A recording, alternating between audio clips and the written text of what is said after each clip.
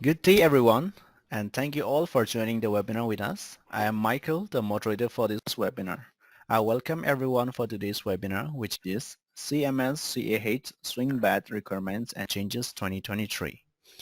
Please note you are placed in listen-only mode for the duration of the webinar. We'll have a question and answer session at the end. It's a great pleasure for me to introduce our presenter for today, Laura A. Dixon. Laura A. Dixon, B.S. JD.RN, CPHRM, was the Director of Facility Patient Safety and Risk Management and Operations for COPIC from 2014 to 2020. In her role, Ms. Dixon provided patient safety and risk management consulting and training to facilities, practitioners, and staff in multiple states. Ms. Dixon has over 20 years of clinical experience in acute care facilities, including critical care, coronary care, perioperative services, and pain management. Before joining COPIC, she the Director of Western Region Patient Safety and Risk Management for the doctor's company, Napa, California.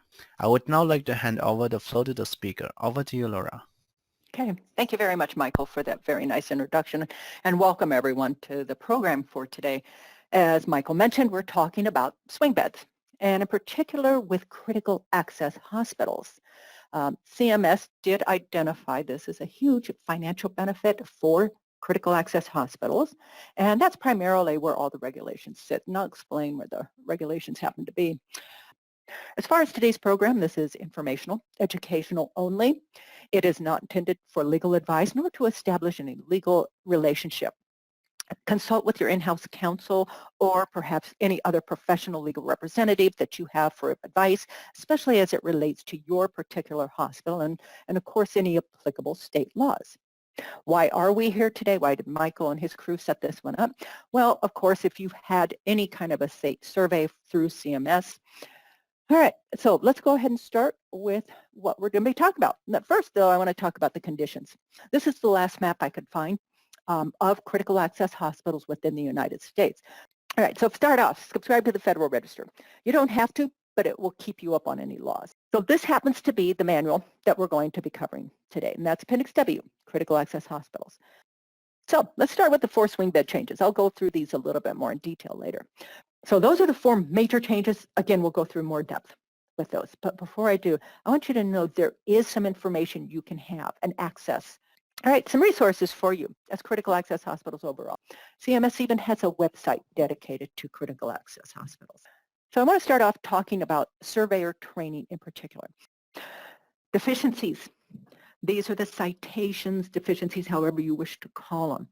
I mentioned that we can now access them. I want to talk about hospitals in Appendix A. This is very briefly. Now, the basic requirement to qualify for swing bed provision.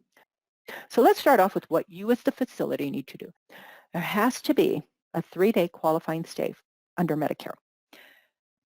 Otherwise, planning, implementing the care, they have a right to be informed of what's going on, participate.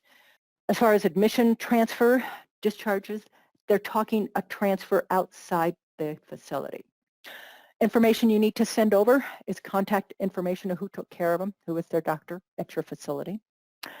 As far as reporting abuse, I mentioned at the beginning, there are time limits. You have to report to the state nurse aid registry. All right, back to Appendix W, social services. Otherwise, do a care plan, a comprehensive care plan. What are the objectives for that patient? What will occur to meet those needs? The Critical Access Hospital Tag 1620 talk about an interdisciplinary team. The baseline care plan within 48 hours of admission. Generally, otherwise, they have a right to participate and plan their own care. And of course, yes, there has to be a discharge summary. They talk about assisted nutrition and hydration. So we have roughly 7 minutes or so. I would like to go ahead and show you just some of the appendix and resources.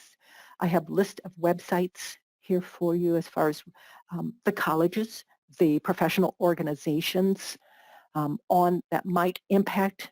Again, CMS does not establish standard of care. Those societies, those organizations, they do that. So Michael, thank you for this opportunity, and I want to thank all the attendees.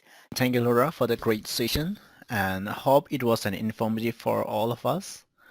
So that does conclude the session for today. Thank you everyone for participating. You may all disconnect now. Have a great day ahead.